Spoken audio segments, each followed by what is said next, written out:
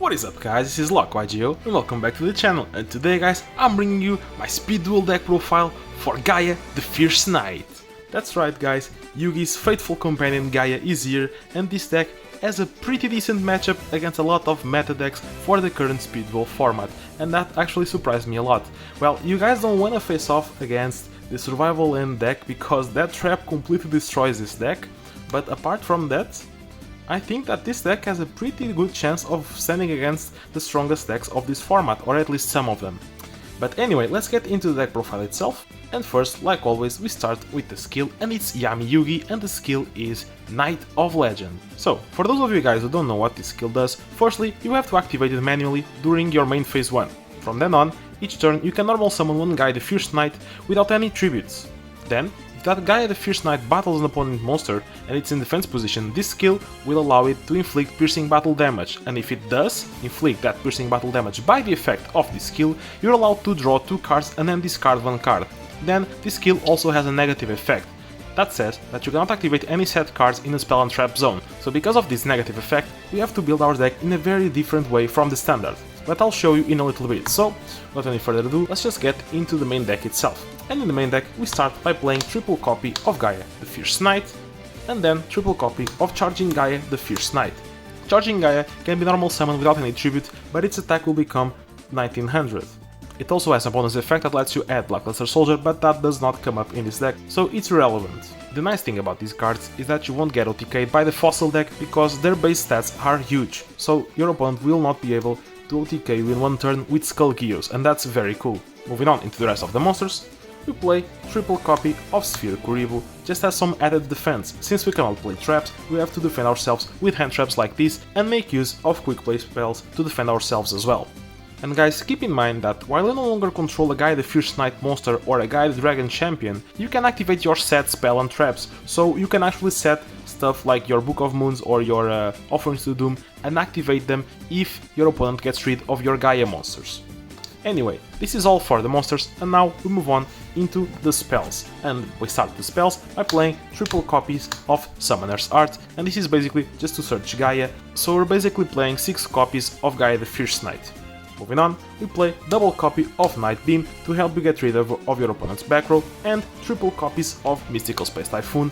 And yes guys, I know these are not Speed Duel Mystical Space Typhoons, but I do not have enough Speed Duel Mystical Space Typhoons to go around, because us Europeans did not get the Midterm Destruction set, so we had to import them from America, those of us who wanted at least. So they're so expensive to get right now, and because of that I decided to use some proxies for some of my deck profiles. But don't worry guys, because when I'm playing for real with these decks, I will be using the actual Mystical Space Typhoons from Speed Duels. Anyway, so we basically play 5 copies of some spell and trap removal to help get rid of your opponent's back row, so our Gaias can attack safely.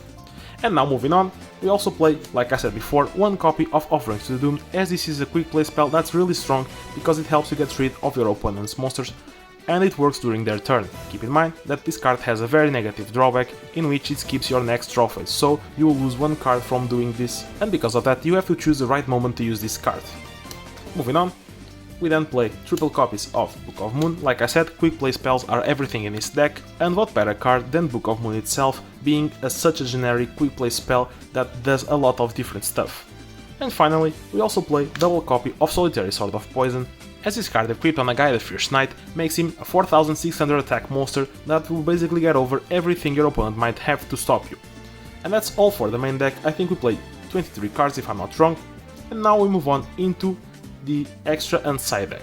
So, the extra isn't relevant because we do not play Waking the Dragon, even though this deck could actually play it, but you just have to pray your opponent to pop your back row. And then we start with the side deck itself. And then on the side deck we play 1 copy of Soul Release to help you get rid of your opponent's Graveyard Reliance strategies. We also play 1 Hammer Shot as some more added monster removal. And speaking of monster removal, against the Fossil deck we can play Double Diffusion to get rid of their fusion monsters for free. And finally, we do play 1 trap on this deck, even though it's in the side, and it's Double Cursed Seal of the Forbidden Spell. The reason behind this is because Cursed Seal works very well in decks that play a heavy amount of spells, since they have to discard a spell to activate their effects, and so, because of that, we can use this card here, but we need to be careful when we can use it because the skill locks us from activating face down cards in a spell and trap zone. but if you manage to pull this card off against decks like Fossils, Cyber Angels negating their most important spells like Time Stream or Machine Angel Ritual, we can stop their duel entirely. Because if you guys didn't know, apart from negating the spell itself by discarding one of our spells, this card does not allow our opponent to activate any more spells with that same name for the rest of this duel, making this a very strong card. And here is the entire build if you guys wanna take a look at it and actually copy it to try it out. And guys, I advise you to do so because I think this deck is actually a sleeper build for this competitive format, and it's a very easy to play deck and also a very cheap to build deck, except for the MSTs if you live in Europe. But yeah guys, that's all for the deck profile. I hope you guys enjoyed. Like always, if you did, feel free to leave a like down below. Feel free to subscribe to the channel, and if you want to see a specific deck profile in the future, feel free to comment down below and ask me what deck would you like to see profiled in the future, as I read all of your comments, as you guys probably already know, and I'm more than happy to do a profile for you guys if I'm able to do so. But yeah guys, once again I hope you guys enjoyed, and like always, this is LockYGO, and I'll see you on the next video. Out!